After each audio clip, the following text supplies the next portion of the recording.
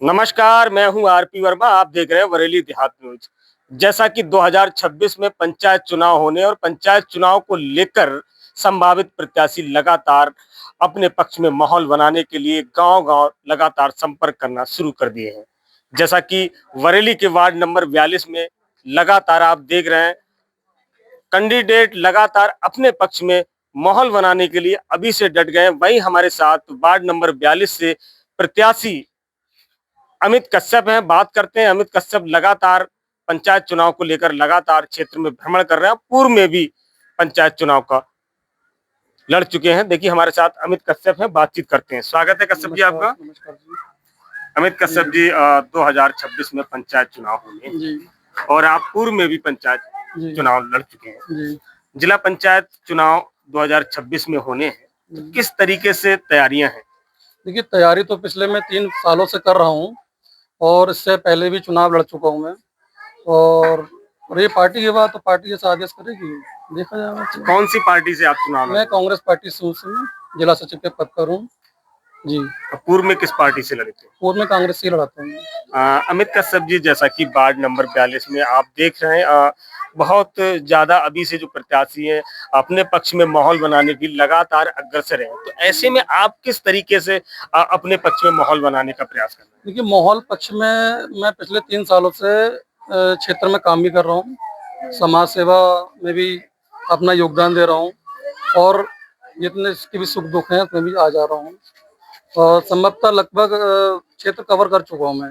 Ward number 42, आप आलमपुर गांव के रहने वाले हैं। जी। आलमपुर वार्ड नंबर 42 में लगता है। जी हाँ, बैट जिला लगता है। कितने वोट हैं आपके वहाँ पे? ये लगभग है 961 वोट है। क्या स्थिति रही थी पिछले चुनाव में? पिछले चुनाव में स्थिति बढ़िया रही थी, अच्छी रही थी समाज को देखते हुए और समाज की सहभागिता भी है हमारे साथ, क्योंकि हमारे समाज के ही 2 बार सांसद 2 बार विधायक भी हैं, तो इसलिए मैंने सोचा कि एक बार चुनाव फिर लड़के देखा जाए। अमित जी, कितने आपके समाज के, कितने आपके वार्ड नंबर 42 में वोट हैं? देखिए, वार्ड नंबर 42 में जहाँ तक मेरा अनुमान है 10 साढ़े 10 हजार समथिंग वोट है।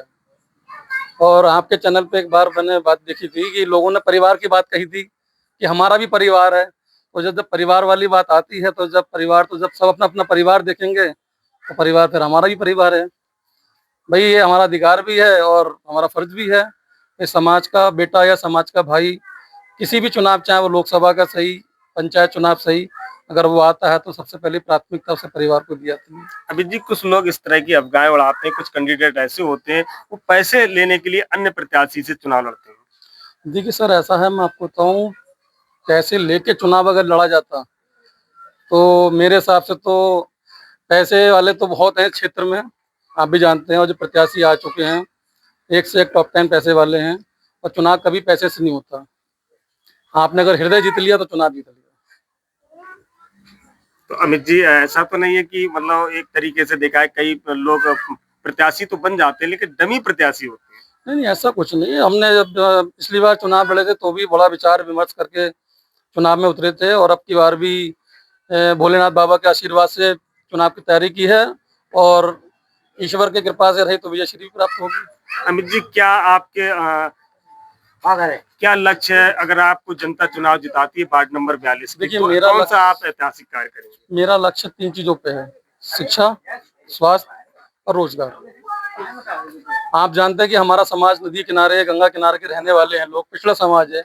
आजादी के बाद सबसे ज्यादा अगर कोई पिछड़ा है तो कश्यप समाज है।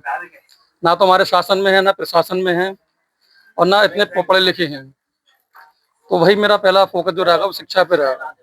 उसके बाद रोजगार पे। आप देखते होंगे कि तमाम गांव के लोग 6 महीने, 7 महीने, 5 महीने के लिए काम करने के लिए गुजरात, राजस्थान जा रहे हैं, तो क्यों ना ऐसी व्यवस्था की जाए कि वो अपने क्षेत्र में ही काम करने को मिले और अपने घर पे ही रहें। क्या आप ऐसा व्यवसाय चालू करेंगे कि अगर आप जीतते हैं कि यहाँ जो क्षेत्र के लोग हैं यही काम करें?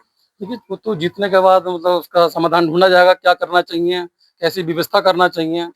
और शिक्षा की बात रही तो शिक्षा के लिए मेरे जो लड़के पढ़े लिखे हैं, कोई इंटर है, कोई हाई स्कूल है, तो उन्हें आगे बढ़ाने का प्रयास किया जाएगा। उन्हें प्रोत्साहन किया जाएगा कि आप ऐसे नहीं, आप दूसरी तरीके से आप पढ़ाई की थोड़ा अग्रसर हुई है। इसी चीज़ों को लेकर फोकस किया जाएगा। अमित जी, जैसा कि आप देख रहे हैं वार्ड नंबर 42 एक बहुत ही एक तरीके से पॉपुलर वार्ड बन चुका है और तमाम आप देख रहे हैं बड़े बड़े नेता यहाँ पर अभी से चुनाव में प्रत्याशियों का सपोर्ट कर रहा है। ऐसे में आप अपना किस तरह से अपनी मजबूती के साथ खड़े होंगे? देखिए वर्मा जी, मैं बहुत सामान्य परिवार से आता हूँ। मैं कोई इतना बड़ा पैसे वाला नहीं हूँ कि चुनाव में उनके बराबर लड़ सकूँ, मगर मुझे अपना इतना कॉन्फिडेंस है कि मैं चुनाव को जीत सकता हूँ। अच्छा, आप कांग्रेस के प्रत्याशी हैं और कांग्रेस से आप मतलब प्रत्याशी होंगे, तो आप किससे अभी से मान रहे हैं कि कौन मुझे फाइट दे सकता है? ये तो फिलहाल ये तो चुनाव में ही पता चल पाएगा कौन किसे फाइट दे सकता है। अभी तो फिलहाल चुनाव में लगभग 5-6 महीने बचे हैं, और फाइट देने की बात रही तो देखो, हर प्रत्याशी यही कहेगा कि मैं जीत रहा हूँ। ये उसका अपना मनोबल है, अपना आत्मविश्वास है, और ये आत्मविश्वास से ही चुनाव लड़ा जाता है। तमाम आपको युवा साथी देख रहे हैं, क्या कहना चाहेंगे? मेरा बस यही संदेश है, यही मैसेज है, विशेषकर दलित पिछड़े लोगों के लिए, जो शिक्षा की ओर जो मतलब कम जागरूक है। आप शिक्षित बनिए, संगठित रहिए, संघर्ष करिए, और इसी मूल मंत्र के साथ मैं सब फॉलो करता हुआ आ रहा हूँ। बहुत बहुत धन्यवाद। ये थे हमारे साथ अमित कश्यप, जो कि जिला पंचायत के वार्ड नंबर 42 से संभावित जिला पंचायत के प्रत्याशी हैं, और लगातार हम प्रत्याशियों से आपका संवाद कराते रहेंगे।